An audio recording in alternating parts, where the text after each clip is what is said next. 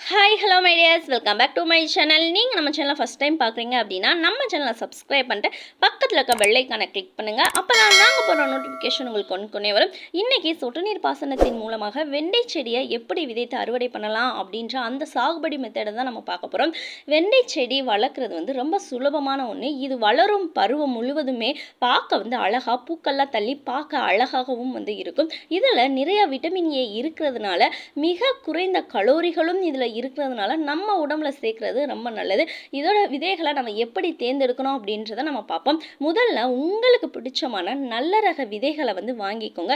நடுறதுக்கு முன்னாடி விதைகளை அரிசி வடித்த தண்ணீர் இல்லைன்னா சாதாரண தண்ணீரை கொஞ்சம் அசோஸ்பைரலம் இல்லைன்னா கொஞ்சம் சூடாமோனாக்ஸ் சேர்த்து அதில் விதைகளை 4 இல்லைன்னா 5 மணி நேரம் ஊற வச்சுக்கோங்க. அதுக்கப்புறமா அது ஆறுனதுக்கப்புறமா நடுறதுக்கு நீங்கள் செய்யுங்க. அப்படி செய்வதனால விதைகளில் முளைப்பு தன்மை அதிகரிக்கிறதுனால முளைக்கும் அந்த செடிகளும் நல்ல வீரியமுடன் வளர உதவும். விதைகளை 1லேருந்து 2 அடி இடைவேளையில் 1லேருந்து அரை அங்குலம் அளவு சிறிய குழியில் போட்டு மண்ணை மூடி விடுங்க. வெண்டை செடி உயரமாக வளரும். அதனால் நிலத்தில் விதைக்கும் போது ஒவ்வொரு வரிசையும் 3லேருந்து 4 அடி இடைவெளியில் நீங்கள் நடுங்க. வெண்டை செடிக்கு நிறையா தண்ணிலாம் தேவையில்லை. இதுக்கு மண்ணில் லேசான ஈரப்பதம் இருக்கணும்.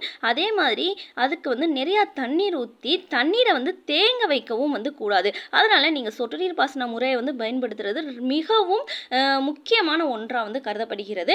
நீங்கள் ஊற்றுற அந்த தண்ணி இலைகளில் படாமல் அடிபாகத்தில் ஊற்றுறதுனால அந்த பூஞ்சை தொற்றுக்களை தடுக்கும். அது மட்டும் இல்லாமல் சொட்டு நீர் பாசனத்தின் மூலமாக நீங்கள் காலையில் தண்ணி ஊற்றுங்க. அப்படி செய்கிறதுனால மாலைக்குள்ளே இலைகளில் நீர் இருந்தாலும் அது காய்ந்து விட உதவும். எரு மற்றும் அக்குமுரங்களை நீங்கள் பயன்படுத்துங்க. பஞ்சகாவியம், அமிர்த கரைசல், மீன் அமிலம், எந்த ஆர்கானிக் ஊட்டச்சத்தாக இருந்தாலும் நீங்கள் பயன்படுத்தலாம். ஆனால் எதை பயன்படுத்தினாலும் மாதத்துக்கு 2 முறை தொடர்ந்தாப்பில் நீங்கள் பயன்படுத்துங்க. அப்போ தான் உங்களுக்கு நல்ல ஒரு பலனை தரும். செடி முளைச்சு 35 நாள்லேருந்து 40 நாளில் பூக்கள் பூக்க துவங்கும். பூக்கள் மஞ்சள் நிறத்தில் பார்க்க செம்பருத்தி பூ மாதிரி நல்ல அழகாக இருக்கும். பூ பூத்து 5 நாளில் காய்கள் வளர துவங்கும். அது துவங்கி 2 மாதங்களுக்கு தொடர்ந்தாப்பில் நம்மளுக்கு காய்களை கொடுத்துக்கிட்டு தான் இருக்கும். இந்த செடியை மாவு பூச்சி, அஸ்வினி பூச்சி, பச்சை புல்கள் இந்த மாதிரி முக்கியமான பூச்சிகள் தாக்கும். அதற்கு நம்ம என்ன பண்ணணும்னா வேப்ப எண்ணெய் மற்றும் வேப்பங்கொட்டை கரைசலை வார 2 முறை நம்ம தெளிக்கிறதுனால இந்த பூச்சி தாக்குதல்லேருந்து நம்ம தடுக்கலாம். பூச்சி வந்தாலும் சரி வராட்டினாலும் சரி நீங்கள் தெளிக்கிறது அந்த செடிக்கு ரொம்ப நல்லது. வெண்டைக்காய் சரியான சமயத்தில் நம்ம அறுவடை செய்யணும். அது முக்கியமாக 2 நாட்களுக்கு ஒரு முறை தொடர்ந்து அறுவடை செய்யணும்.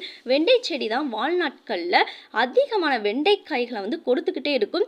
நீங்கள் எப்படி வெண்டை செடியை பார்த்துக்கிறீங்களோ அதை பொறுத்து தான் உங்களுக்கு காய்கள் கிடைக்கும். உங்களுக்கு வெண்டை செடி பிடிக்கும், அதே மாதிரி வெண்டைக்காய் நீங்கள் விரும்பி சாப்பிடுவீங்க அப்படின்னா கமெண்ட் பாக்ஸில் கமெண்ட் பண்ணுங்கள். இந்த வீடியோ உங்களுக்கு பிடிச்சிருந்தா நீங்கள் நம்ம சேனலை சப்ஸ்கிரைப் பண்ணுங்கள், கமெண்ட் பண்ணுங்கள், ஷேர் பண்ணுங்கள். தேங்க்ஸ் ஃபார் வாட்சிங்.